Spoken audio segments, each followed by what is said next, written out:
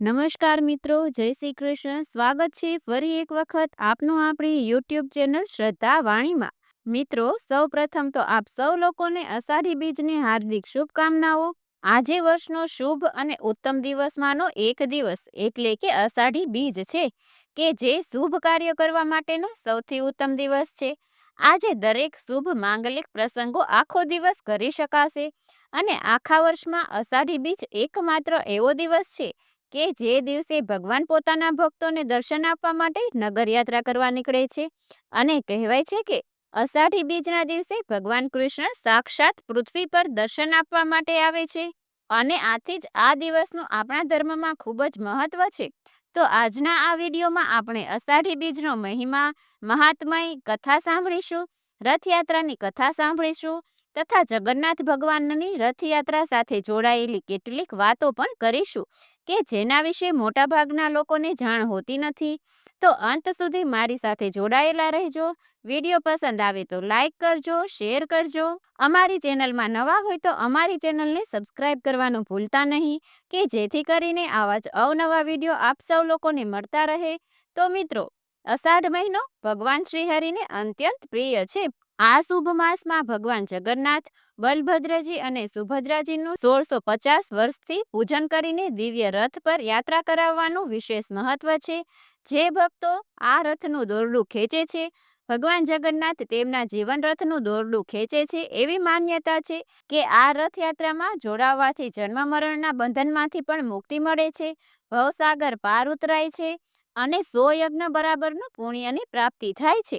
જેઓ રથયાત્રામાં જઈ ન શકે તેઓ આ કથા અવશ્ય સાંભળવી, જગન્નાથ ભગવાનનું સ્મરણ કરવું, તેમના મંત્ર કરવા, પાઠ કરવા અથવા તો ભગવાન વિષ્ણુનું પૂજન કરવું, તેમના પાઠ મંત્ર જાપ કરવા. અષાઢી બીજનું જે કોઈ વ્રત કરે છે તેમના શત્રુ બધા નષ્ટ થાય છે તથા પુત્ર પરિવાર સાથે ભગવાન તેમની મનોકામના પણ પૂર્ણ કરે છે.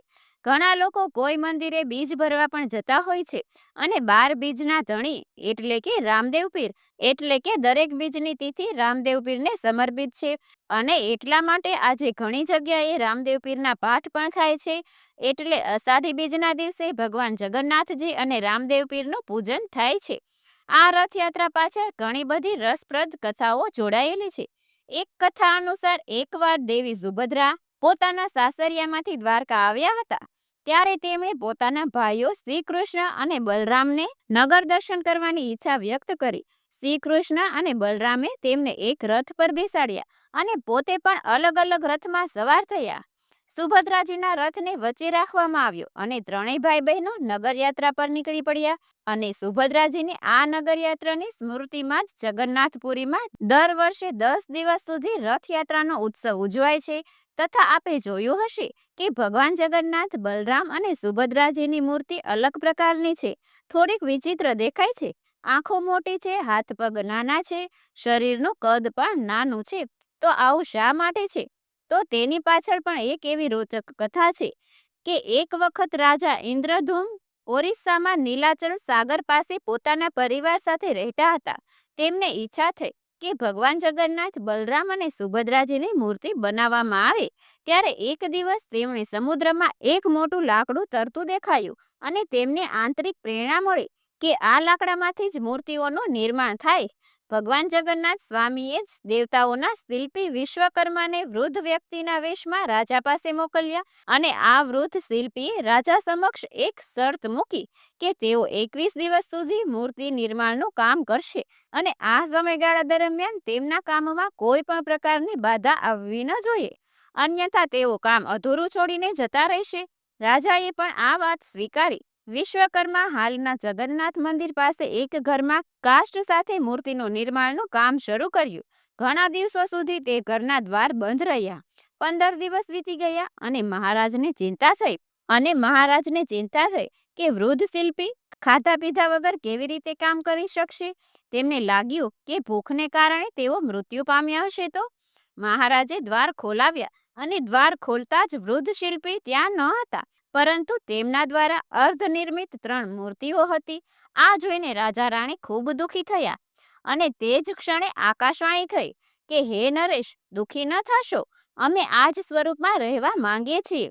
મૂર્તિઓને પવિત્ર કરીને તેમની સ્થાપના કરાવો અને ત્યારથી જ પુરીના મઢમાં રાજાએ જગન્નાથની મૂર્તિની સ્થાપના કરાવી અને તેનું ભવ્ય મંદિર બનાવવામાં આવ્યું. આ મૂર્તિઓ હાલમાં પુરીના મઢમાં મંદિરમાં બિરાજમાન છે અને એવી માન્યતા છે કે ભગવાન શ્રી કૃષ્ણનું હૃદય આ મૂર્તિમાં આજે પણ ધબકી રહ્યું છે અને આથી જ જગન્નાથજીના દર્શન કર્યા વગર 4 ધામની યાત્રા અધૂરી માનવામાં આવે છે. એવું કહેવાય છે કે ભગવાન વિષ્ણુ જગન્નાથપુરીમાં ભોજન કરે છે, રામેશ્વરમાં સ્નાન કરે છે, બદ્રીનાથમાં દર્શન આપે છે અને દ્વારકામાં શયન કરે છે.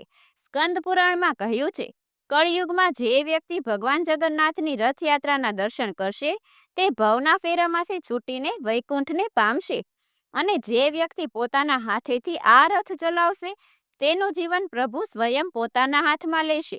આ પવિત્ર અષાઢી બીજના દિવસે નીકળતી જગન્નાથની રથયાત્રામાં ફણગાવેલા મગ, મઠ, જાંબુ, કેળા, ખીચડી, ગુવારફળી, કાકડી વગેરેનો પ્રસાદ ભક્તોને વહેંચવામાં આવે એવી માન્યતા છે કે શ્રી કૃષ્ણ, બલરામજી અને સુભદ્રાજીના ત્રણેય રથોના શિખરનું જેને દર્શન થાય છે તે ખૂબ જ મોટું પુણ્ય અને મોક્ષને મેળવવાનો અધિકારી બને છે.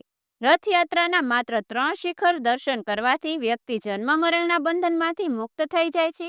કહેવાય છે કે જગન્નાથપુરીમાં પ્રસાદ 7 માટીના વાસણોને એકબીજા પર ગોઠવીને બનાવવામાં આવે છે અને આશ્ચર્યજનક રીતે સૌથી ઉપરના 7મા વાસણમાં પ્રસાદ વહેલો પાકી જાય છે તથા આ રસોઈની સુગંધ જ્યાં સુધી ભગવાનને ધરાવવામાં આવતી નથી ત્યાં સુધી કોઈને આવતી નથી, પરંતુ જેવી આ રસોઈ ભગવાનને ધરાવીને પ્રસાદ બની જાય ત્યારે તેની સુગંધ ચારેય કોર ફેલાઈ જાય છે અને અહીં બનતો પ્રસાદ ક્યારેય પણ ઓછો પડતો નથી. ભક્તો ભલે ગમે તેટલા દર્શનાર્થે આવે, રથયાત્રા દરમિયાન કોઈ પણ જાતિભેદ અહીં જોવા મળતો નથી.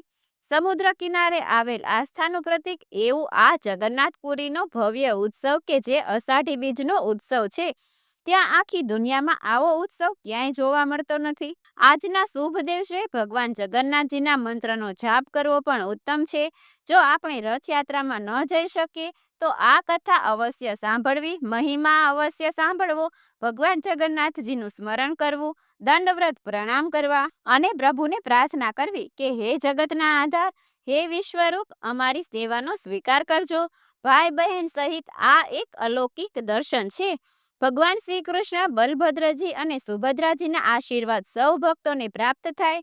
તો બોલીએ જય જગન્નાથ.